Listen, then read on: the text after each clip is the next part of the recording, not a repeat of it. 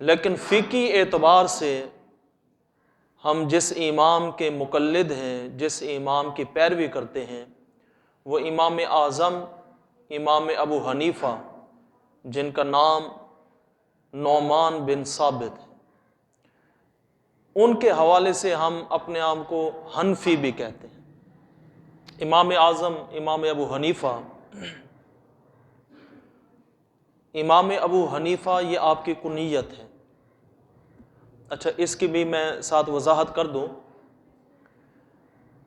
کہ عرف میں ایک غلط فہمی پائی جاتی ہے کہ حنیفہ جو ہے یہ امام اعظم نعمان بن ثابت کی بیٹی ہے، اور دیکھیں جی جو امام ابو حنیفہ کے ماننے والے ہیں ان کا امام جو ہے اس نے تو کنیت اپنی بیٹی کے نام پہ رکھی ہوئی ہے، اور یہ ان کی بیٹی کے نام کی وجہ سے اپنے آپ کو حنفی کہتے ہیں۔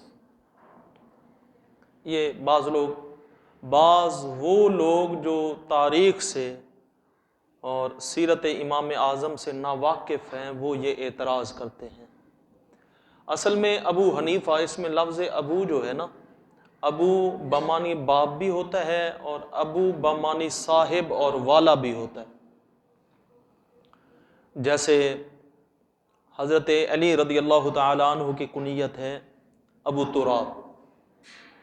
اب تراب تو مٹی کو کہتے ہیں، یہاں ابو کس معنی میں ہے؟ یہاں ابو تراب کا مطلب ہے مٹی والے، کیونکہ خاتون جنت حضرت فاطمہ رضی اللہ تعالی عنہا سے جناب علی المرتضیٰ رضی اللہ تعالی عنہ کا کلام ہوا، کسی بات پہ اختلاف ہوا، تو حضرت علی رضی اللہ تعالی عنہ خاتون جنت حضرت فاطمہ سے ناراض ہو کے چلے گئے، اور جب حضور کو خبر ملی تو حضور حضرت علی کو تلاش کرنے کے لیے گئے بھی اس کو مناؤ، تو حضرت علی ایک جگہ مٹی پر بیٹھے ہوئے تھے اور مٹی کے ساتھ ہاتھوں کو مٹی کے ساتھ کھیر رہے تھے، تو حضور نبی اکرم نے پیار کے ساتھ انہیں بلایا ابو تراب۔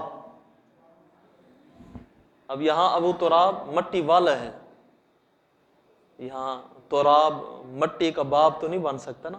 یا حضرت ابو ہریرہ ہیں، نام ان کا اور ہے لیکن اپنی کنیت سے وہ معروف ہو گئے، ہریرہ تو بلی کو کہتے ہیں۔ ابو ہریرہ کا کیا مطلب ہے؟ بلیوں والا، کیونکہ حضرت ابو ہریرہ کو بلیوں سے بہت پیار تھا۔ تو یہ جو ہے وہ جو ایک واقعہ غلط منسوب کیا جاتا ہے کہ ایک دفعہ کچھ خواتین آئیں امام ابو حنیفہ کے پاس اور آ کے انہوں نے کہا کہ مرد کے لیے جائز ہے کہ وہ 4 عورتوں سے شادی کر سکتا ہے، عورت کے لیے کیوں جائز نہیں کہ وہ 4 مردوں سے شادی کرے؟ مرد 4 بیویاں رکھ سکتا ہے تو بیوی 4 مرد کیوں نہیں رکھ سکتی؟ تو امام ابو حنیفہ تھوڑے سے الجھ گئے۔ یہ ایک واقعہ ہے جو منسوب ہے اور کسی بھی معتبر کتاب میں نہیں ہے، لیکن واقعہ بڑا دلچسپ ہے، اور لوگ کہتے ہیں دیکھیں جی دیکھیں اپنی بیٹی کے نام پہ انہوں نے اپنی کنیت رکھ دی ابو حنیفہ۔ تو وہ تھوڑے سے الجھ گئے امام ابو حنیفہ، تو ان کی بیٹی نے کہا میں اس مسئلے کا حل بتاتی ہوں، لیکن میری شرط یہ ہے کہ آپ کنیت میں میرا نام رکھیں گے تاکہ آپ کی وجہ سے مجھے شہرت حاصل ہو، میرے نام پہ آپ کنیت رکھیں گے۔ یہ سنت ہے کنیت رکھنا نا، بیٹے کے نام کو اپنے نام کے ساتھ ملانا، جیسے حضور نبی اکرم کی کنیت ہے نا ابو القاسم، عربوں کا رواج ہے نا۔ آپ امام بخاری کو دیکھیں تو ان کا پورا نام ہے ابو عبداللہ محمد بن اسماعیل بخاری، ان کی کنیت ہے ابو عبداللہ۔ ہمارے ہاں تو پاکستانیوں میں رواج نہیں ہے نا، ہم تو سیدھا نام رکھتے ہیں جان چھوٹی، لیکن عربوں میں یہ رواج ہے، وہ کنیت ساتھ رکھتے ہیں۔ جیسے حضور نبی اکرم کا پورا نام ہے ابو القاسم محمد بن عبداللہ، ابو القاسم آپ کی کنیت ہے، آپ کے بیٹے تھے قاسم۔ ایسے ہی امام اعظم نے اپنی کنیت رکھی ہے ابو حنیفہ۔ ان کا اعتراض یہ ہے کہ حنیفہ آپ کی بیٹی کا نام تھا، اور واقعہ یہ والا پیش کرتے ہیں کہ عورتوں نے کہا مسئلہ پوچھا، امام ابو حنیفہ الجھ گئے، تو ان کی بیٹی نے کہا میں اس مسئلے کا حل بتاتی ہوں، لیکن ابا جی میری شرط ہے آپ میرے نام کی کنیت رکھیں گے۔ تو مسئلہ انہوں نے کیا بیان کیا؟ مسئلہ انہوں نے یہ بیان کیا کہ وہ جو عورتیں تھیں ان کو بلایا اور کہا کہ تم اپنا اپنا دودھ ایک پیالی میں تھوڑا سا ڈال دو۔ 4 خواتین تھیں، چاروں کا دودھ نکالا، ایک بڑے پیالے میں چاروں کو ملا دیا۔ پھر امام ابو حنیفہ کی بیٹی نے کہا کہ اب تم میں سے کوئی بتا سکتی ہے کہ اس کا دودھ کون سا ہے؟ تو انہوں نے کہا ہم کیسے بتائیں گے، 4 خواتین کا دودھ ہے، وہ تو مکس ہو کے ایک پیالے میں آ گیا، ہمیں کیسے پتہ لگے گا؟ تو پھر امام ابو حنیفہ کی بیٹی نے کہا کہ جس طرح تم یہ نہیں بتا سکتی کہ میرا اس میں دودھ کون سا ہے، تو ایک عورت جب 4 مردوں سے نکاح کرے گی تو وہ اپنے بیٹے کا باب کون سا بتائے گی، نسب پوشیدہ ہو جائے گا۔ ہے تو حقیقت، لیکن جو اصل بات میں کرنا چاہتا ہوں، کیونکہ امام اعظم امام ابو حنیفہ کی سیرت پہ بات ہو رہی تھی، امام اعظم امام ابو حنیفہ نعمان بن ثابت آپ کی بیٹی تھی ہی نہیں، آپ کا بیٹا تھا حماد، بیٹی نہیں تھی۔ تو لہٰذا یہ واقعہ علماء کرام فرماتے ہیں کسی بھی معتبر کتاب میں موجود نہیں ہے۔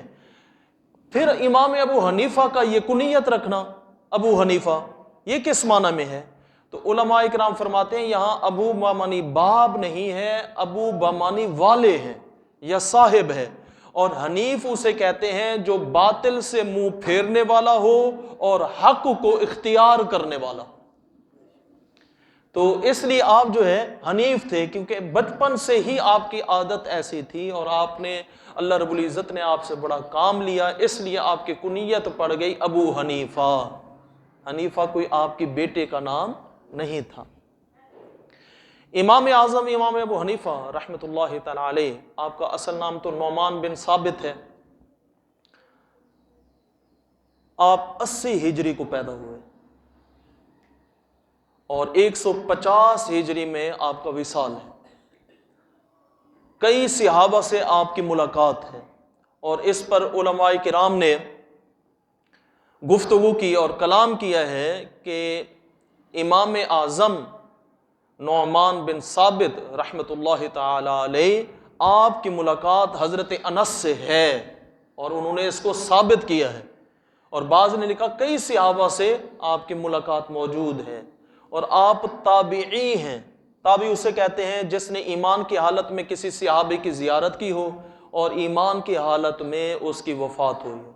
امام ابو حنیفہ وہ عظیم ہمارے پیشوا اور امام ہیں جن کو صحابہ کی بھی زیارت نصیب ہوئی ہے۔ اور علماء کرام فرماتے ہیں امام ابو حنیفہ رحمۃ اللہ تعالی علیہ کا ایک اعزاز یہ بھی ہے کہ آپ رسول اللہ کی وہ بشارت ہیں جس کا ذکر حدیث پاک میں آتا ہے کہ سرکار دو عالم صلی اللہ تعالی علیہ وآلہ وسلم نے حضرت سلمان فارسی کے کندھوں پر ہاتھ رکھ کے ان کو ہلا کے کہا، اے سلمان فارسی، اہل فارس میں ایسے لوگ پیدا ہوں گے جو سریا پر علم ہوگا تو وہاں سے بھی وہ علم حاصل کر لیں گے، ستاروں سے بھی علم نکال لیں گے۔ اور علماء کرام فرماتے ہیں یہ جو اہل فارس کے لوگوں کا حضور نے ذکر کیا ہے کہ وہ بڑے علم والے ہوں گے، ان کے اصل مصداق اور فرد اول وہ امام اعظم امام ابو حنیفہ رحمۃ اللہ تعالی علیہ۔ آپ کی شان کیا ہے؟ آپ مجتہد ہیں۔ علماء کرام فرماتے ہیں کہ امام الائمہ بھی ہیں اور تمام فقہا اور مجتہدین کے رئیس بھی ہیں۔ اچھا میں یہ بھی بتا دوں مجتہد کسے کہتے ہیں؟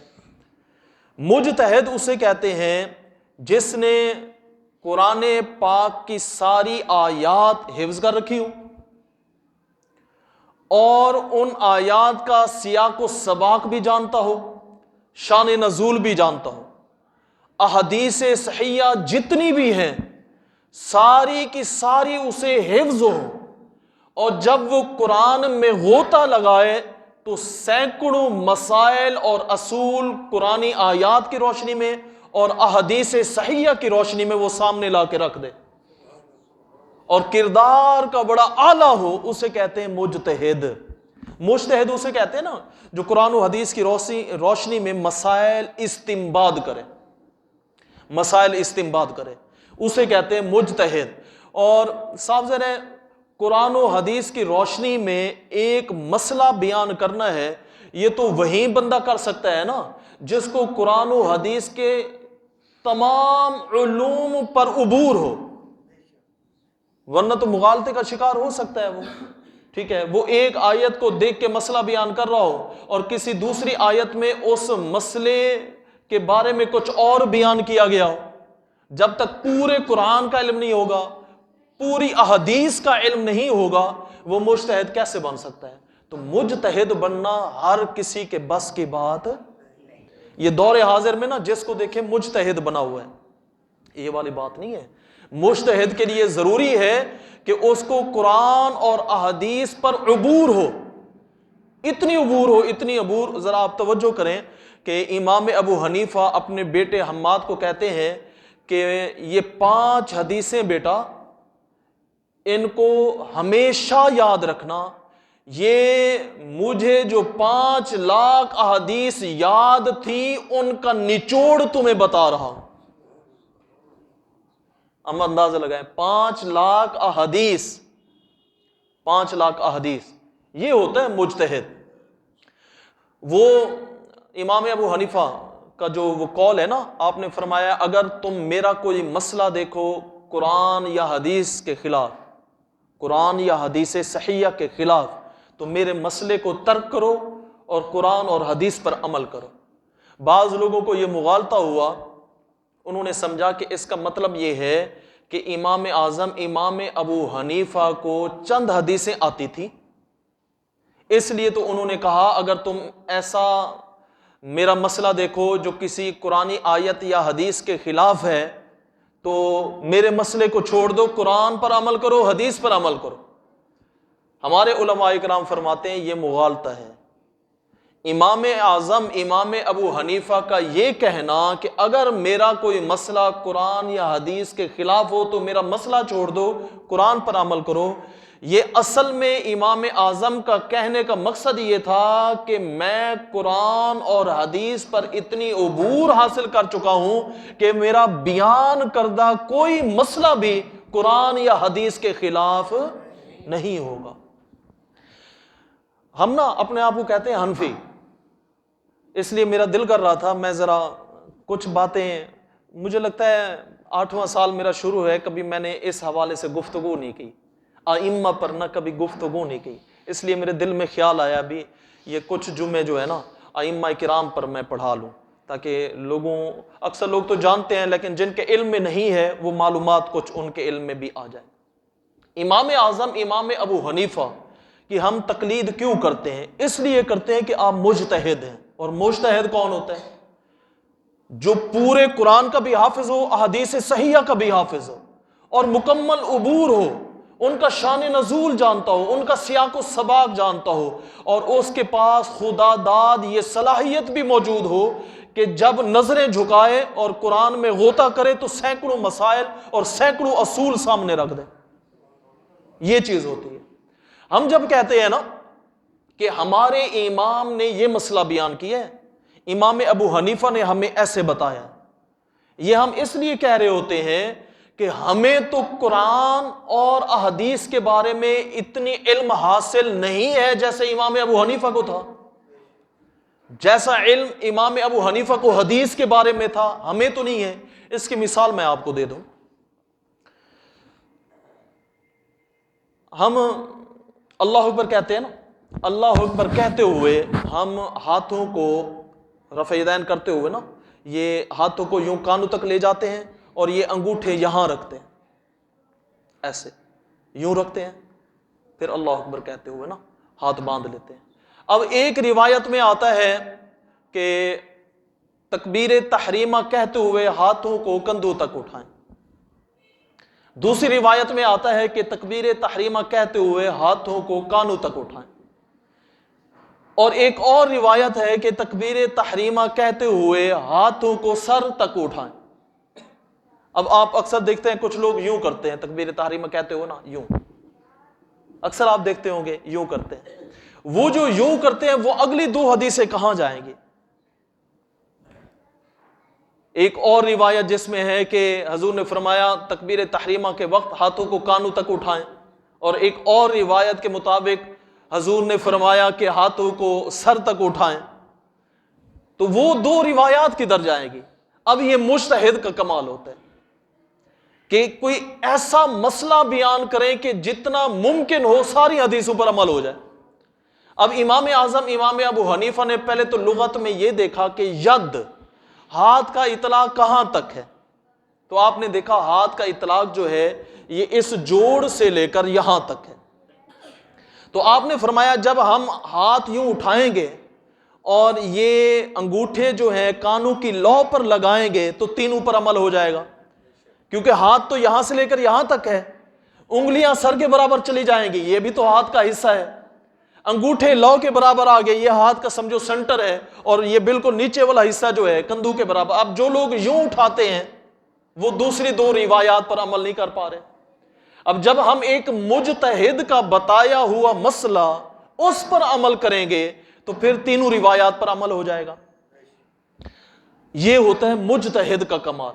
استاد صاحب کی میرے فرماتے تھے کہ جو مجتہد ہوتا ہے نا اس کی مثال ایسے ہے جیسے پروفیسر آف میڈیسن، اور جو محدث ہے نا، محدث جیسے امام بخاری ہیں، امام مسلم ہیں، امام ترمذی ہیں، ٹھیک ہے، یہ ان کا کام ہوتا ہے میڈیکل سٹور والے کی طرح.